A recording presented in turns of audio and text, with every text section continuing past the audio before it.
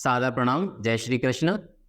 विद्यार्थियों, आज हम द्वितीय अध्याय के 9वें श्लोक की चर्चा करेंगे। इससे पहले हम पुरानी वीडियो में, जो मैं आपको पहले वीडियो बता चुका हूँ, उसमें मैंने आपको बताया था कि अर्जुन पूरी तरह से अवसाद में है और भगवान की शरण में आ चुका है। भगवान से पूछ रहा है कि प्रभु, मुझे क्या करना चाहिए? अब मैं अपनों की हत्या तो नहीं करूँगा, अब आप मुझे बताइए कि मैं क्या करूँ। ये अर्जुन की इस स्थिति को देखकर संजय ने धृतराष्ट्र से कुछ कहा। संजय उवाच, 9वां श्लोक है। एवमुक्त्वा ऋषिकेशं गुडाकेशः परन्तपः न योत्स्य इति गोविन्दमुक्त्वा तूष्णीं बभूवः। तो संजय कहते हैं कि इस प्रकार कहने के बाद शत्रुओं का दमन करने वाला अर्जुन कृष्ण से बोला कि हे गोविंद, मैं युद्ध नहीं करूंगा, और चुप हो गया। संजय ने जब ये बात धृतराष्ट्र को बताई, धृतराष्ट्र तो खुश हुए। धृतराष्ट्र बोले, कह ये तो बहुत अच्छी बात है, अगर अर्जुन युद्ध नहीं करेगा तो वो हार जाएगा और राज्य किसके पास आ जाएगा? मेरे पुत्रों के पास। इस बात से बहुत प्रफुल्लित हो गया, मन ही मन बड़ा खुश है इस समय धृतराष्ट्र, क्योंकि धृतराष्ट्र को अब ये पता चल चुका है कि अर्जुन ने युद्ध न करने का निर्णय लिया है। लेकिन ये भी ध्यान रहे कि अर्जुन के गुरु कौन है? अर्जुन के गुरु हैं भगवान श्री कृष्ण, और भगवान श्री कृष्ण उसको फिर से मोटिवेट करेंगे। 10वां श्लोक है। तमुवाच ऋषिकेशः प्रहसन्निव भारत सेनयोरुभयोर्मध्ये विषीदन्तमिदं वचः। हे भरतवंशी, धृतराष्ट्र से कह रहे हैं संजय के, हे भरतवंशी, उस समय दोनों सेनाओं के मध्य शोकमग्न अर्जुन से कृष्ण ने मानो हंसते हुए ये शब्द कहे। अगले श्लोक में, यानी जैसे उसको धृतराष्ट्र को खुशी हुई ना कि अरे अब तो ठीक है, अर्जुन तो युद्ध लड़ेगा नहीं, लेकिन तभी अगले श्लोक में क्या कहा कि ये सुनने के बाद कृष्ण ने हंसते हुए अर्जुन से कहा, मतलब कृष्ण एक तरीके से अर्जुन की इस दशा पर कृष्ण हंसे। क्यों हंसे? क्योंकि कृष्ण देख रहे हैं कि अर्जुन उनका मित्र था, उनका रिश्तेदार भी है एक तरीके से, अब उनका शिष्य बन गया है पूरी तरह से।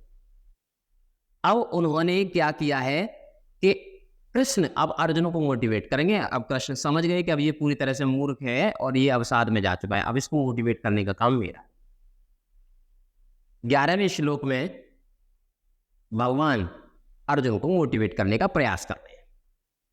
श्री भगवान उवाच, अशोच्यानन्वशोचस्त्वं प्रज्ञावादांश्च भाषसे गतासून गतासूंश्च नानुशोचन्ति पंडिताः।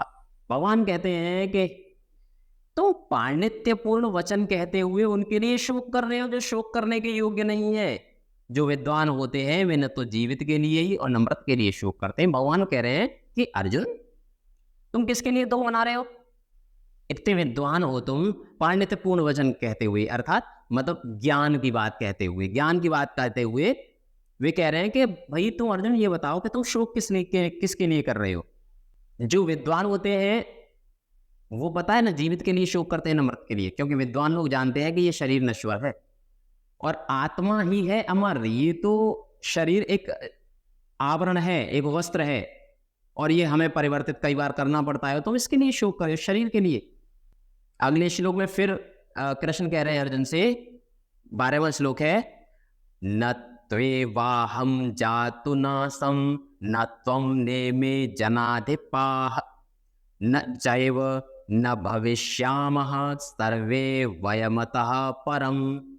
ऐसा कभी नहीं हुआ है कि मैं न रहा हूं या तुम न रहे हो, अथवा ये समस्त राजा न रहे हो, और न ऐसा है कि भविष्य में हम लोग नहीं रहेंगे। भगवान अर्जुन को ये बताने का प्रयास कर रहे हैं कि बेटा ये सब अमर है, इनकी आत्माएं अमर है, शरीर नश्वर है शरीर, और बता रहे हैं कि ऐसा कभी हुआ ही नहीं है। प्राचीन काल में युगों युगों पूर्व ऐसा नहीं था कि ये नहीं थे, या मैं नहीं था या तुम नहीं थे, सब लोग तब भी थे, क्योंकि ये आत्माएं हैं। ये शरीर जो है ना, शरीर ये तो नश्वर है, आत्मा कभी नहीं मरती है। शरीर के लिए शोक मत कर, ये पहले भी थे, यही जो लोग जिनके लिए तू शोक कर रहा है ना, ये आज से हजारों साल पहले भी थे, अब भी हैं, आगे भी हजारों साल तक, लाखों करोड़ों साल तक रहेंगे, क्योंकि आत्मा कभी मरती ही नहीं है, केवल शरीर बदलती है आत्मा। भगवान अर्जुन को ये बताने का प्रयास कर रहे हैं कि इनके लिए शोक मत कर, ये तो शरीर है, नष्ट हो जाएगा, दूसरा जन्म ले लेगा, ये नहीं समाप्त, आत्मा समाप्त नहीं होगी, ये बताने का प्रयास कर रहे हैं भगवान। 13वें श्लोक में भगवान कहते हैं, देहिनो अस्मिन् यथा देहे कौमारम यौवनम जरा तथा देहांत प्राप्तिर्धीरस्तंत्र न मुह्यते। कहते हैं कि जिस प्रकार शरीरधारी आत्मा इस शरीर में बाल्यावस्था से तरुणावस्था में और फिर वृद्धावस्था से निरंतर अग्रसर होती रहती है, उसी प्रकार मृत्यु होने पर आत्मा दूसरे शरीर में चला जाती है और धीर व्यक्ति ऐसे परिवर्तन से मोह को प्राप्त नहीं। भगवान कह रहे हैं कि जो लोग धीर होते हैं ना, जो धैर्यवान होते हैं, जो विद्वान होते हैं, वो जानते हैं जैसे तू छोटा था तब भी यही आत्मा थी, अब जब तू बड़ा हुआ, युवा हुआ या तू बूढ़ा हो जाएगा तो शरीर में ही तो परिवर्तन आ रहा है, आत्मा में थोड़ी ना। आत्मा तो वही है, जैसी पहले थी वैसी अब है और ऐसी भविष्य में भी रहेगी। तो अब बूढ़ा होने के बाद में व्यक्ति मर जाता है और शरीर परिवर्तित कर लेता है। तो ये सारी की सारी शरीर की प्रक्रिया है, आत्मा यथावत रहती है। भगवान अर्जुन को ये समझाने का प्रयास कर रहे हैं और इसी प्रयास में वो 14वें श्लोक में भगवान कहते हैं, मात्रा स्पर्शास्तु कौन्तेय शीतोष्ण सुख दुःखदा आगमा पायनो अनित्यास्तांस्तितिक्षस्व भारता। हे कुंती पुत्र, सुख तथा दुख का क्षणिक उदय तथा कालक्रम में उसका अंतर्धान होना सर्दी तथा गर्मी की ऋतुओं के आने जाने के समान है। और हे भरतवंशी, ये इंद्रिय बोध से उत्पन्न होते हैं और मनुष्य को चाहिए कि अविचल भाव से उनको सहन करना सीखे।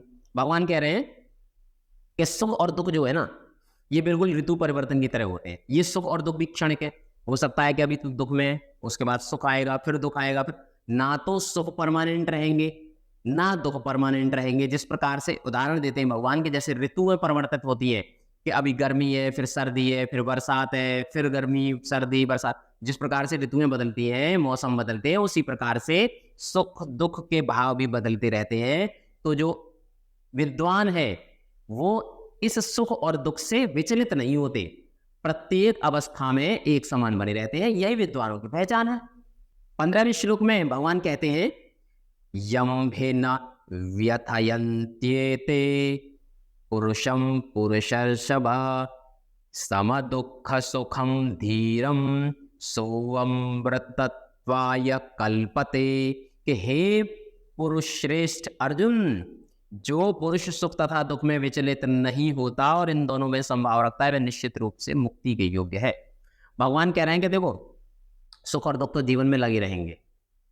जो योगी है, तपस्वी है, ज्ञानी है ना, वो इनसे कभी विचलित नहीं होते, क्योंकि जो ज्ञानी है ना, वो जानते हैं कि अभी दुख है ना, फिर सुख आएगा, सुख है तो दुख आएगा, ये क्रम लगातार चलता रहेगा। तो इसलिए कोई फायदा नहीं। अरे दुख में दुखी होने से क्या फायदा, जब उसको पता है कि सुख आने वाला है।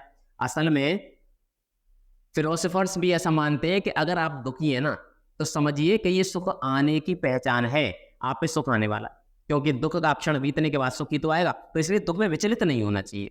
और जो लोग दुख में विचलित हो जाते हैं, वे मूर्ख हैं। भगवान कह रहे हैं कि ऐसे व्यक्ति मूर्ख कहलाते हैं, जो कि सुख दुख से में विचलित होते हैं। तो भगवान उसको मोटिवेट करने का प्रयास कर रहे हैं कि तुम्हें दुखी होने की आवश्यकता नहीं है। इस सभी लोग, मनुष्य जो है वो शरीर है, आत्मा इनकी अमर है। इस वीडियो में इतना ही, अगली वीडियो में जानेंगे इस अध्याय के बारे में बाकी की बात। जय श्री कृष्ण।